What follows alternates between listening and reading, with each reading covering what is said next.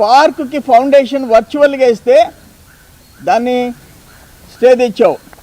మళ్ళీ కంటెంప్ట్ ఉంటే ఎండీగా ఎవరున్నారు? ఊరిబిండి ప్రభాకర్ రెడ్డి దండం పెట్టి రిజైన్ చేసేసాడు. ఇప్పుడు నీ అల్లుడు సీఈఓగా ఉన్నట్టు లేడు, నీ అల్లుడు కూడా యాక్టివ్గా లేడు, నిన్ను చూసి నీ ముఖాన్ని చూసి నమ్మేవాళ్ళు లేరు.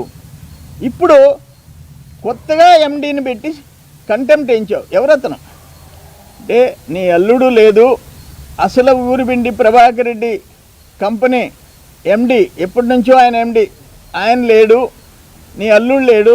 ఇప్పుడు కొత్తగా ఎవరు వచ్చారు సీన్లోకి? సిగ్గుందా నీకు? 57 ఎకరాలు Krishnapatnam port road, Madras highway, Madras Calcutta. ఇప్పుడు అతను కూడా మారిపోయాడు కోర్టులో. కంటెంప్ట్ వేసినోడు ఎవరో కూడా తెలీదు. ఎవరు? ఊరిబిండి ప్రభాకర్ రెడ్డి ఎక్కడున్నాడు?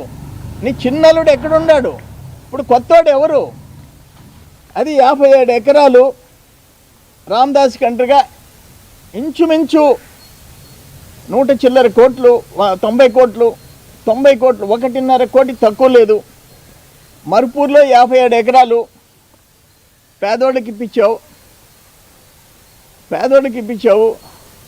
రావుల అంకయ్య గౌడు పెద్ద కొడుకు ఫ్యామిలీకి ఇప్పించావు, దశయ్యగౌడికి. ఇన్కమ్ ట్యాక్స్ కట్టే వాళ్ళకి ఇప్పించావు. 100 కోట్ల ఆస్తి ఉండే వాళ్ళకి 60 ఎకరాలు 57 ఎకరాలు రాయించేసావు. 5 ఎకరాలు అది ఇంచుమించు ఎంత చేస్తుంది? అక్కడ మళ్ళీ 16 ఎకరాలు చేసావు. అక్కడ ఒక 40 కోట్లు, రామదాస్ కంట్రీకి ఒక 90 కోట్లు, కొమ్మలపూడి 19 ఎకరాలు అదొక 10 కోట్లు, సర్వేపల్లిలో 6.2 ఎకరాలు 7 మంది గిరిజన్స్ది 35 లక్షల లెక్కన విశ్వసముద్రానికి అమ్మేసేసావు. పెద్దరెడ్డి గారి చేత అమ్మించావు.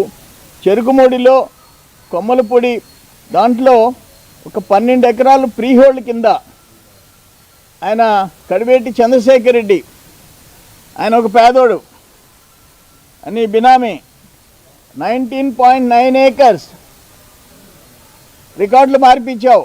3.5 ఎకరా ప్రీహోల్డ్ కింద మార్పించుకున్నావు. ఇవన్నీ చెప్తా ఉంటే ఎంత అసహ్యంగా ఉందంటే, నువ్వేమన్నా పేదోడివా? నీకు హైదరాబాద్లో కొంప, ఏడొక కొంప, మళ్ళీ పక్కన కరోనా హౌసు. సిగ్గుండబడలే? ఏం మాట్లాడతావు మామూలు గురించి? ఇప్పుడు 100 కోట్లు బండేపల్లి పొలం నేను అమ్ముకుంటానా? ఎన్ఓసి ఇప్పించుకుంటానా? నేను ఎన్ఓసి ఇప్పించానా? టోటల్గా సుబ్బయ్య ఎంఆర్ఓ దగ్గర నుంచి, తహసీల్దార్ దగ్గర నుంచి, రమాదేవి తహసీల్దార్ దగ్గర నుంచి, అనూష ఆర్డీఓ దగ్గర నుంచి, ఆనంద్ కలెక్టర్ గారి దగ్గర నుంచి, ఇప్పుడుండే కలెక్టర్ గారి వరకు వాళ్ళకి అనుకూలంగా రాయిస్తున్నానా? నుడాకి ఇప్పించేదానికి ఫైల్ సర్క్యులేట్ చేయిస్తున్నానా? ఏం మాట్లాడుతున్నావు?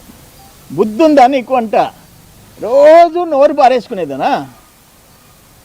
ఈ జిల్లాలో నువ్వు జిల్లా మంత్రిగా నీకు ఒక్క చంద్రమోహన్ రెడ్డే కనిపిస్తాడు. సిగ్గుందా నీకు?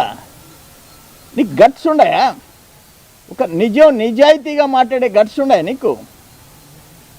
ఏదన్నా ఒక డాక్యుమెంట్ ప్రొడ్యూస్ చేసి దమ్ముందా నీకు? ఏం మాట్లాడుతున్నావు నువ్వు? ఊళ్ళోళ్ళ పొలాలు రాజశేఖర రెడ్డి సీఎంగా ఉన్నప్పుడు ఎకరా 3 లక్షలు అంటే 7,000 ఎకరాలు, ఒక రిలయన్స్, ఒక పోర్ట్, ఒక జెన్కో, 7,75,000 రిలయన్స్ చేయించా, మిగతాది 7 లక్షలు చేయించా. 50,000 హైటెన్షన్ టవర్స్ వేస్తుంటే పవర్ గ్రిడ్ కార్పొరేషన్ కిందకి దించి 3,50,000 చేయించా. మొత్తం కంట్రీ అంతా 350 అయింది.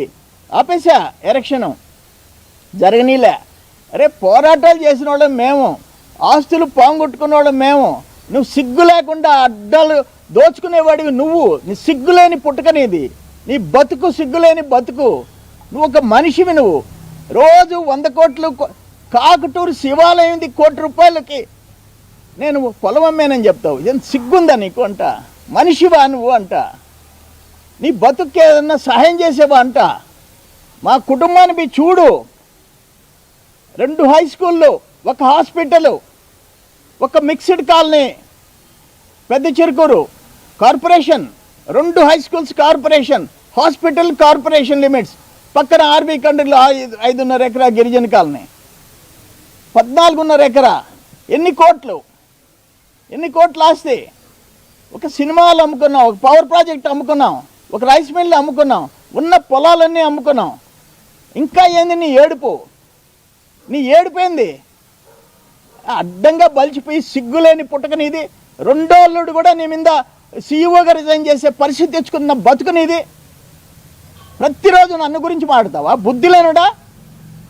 ఇంకా చెప్తుండా నీ నోరు ఎట్టంటే బారేసుకుంటే వచ్చి నిలబడతాం, మేము నీ ఎదురుగా నిలబడతాం, నిలబెట్టి నీ సంగతి ఏందో తేలుస్తాం. ఏమనుకుంటున్నావు నువ్వు? ఎక్కడి నుంచి దిగొచ్చావా? పైనుంచి కొమ్మి లక్ష్మీనారాయణ అడిగితే చెప్తాడు, పొదలకూరు బజార్లో చెప్తారు నీ బతుకు. మేము పుట్టేటప్పటికి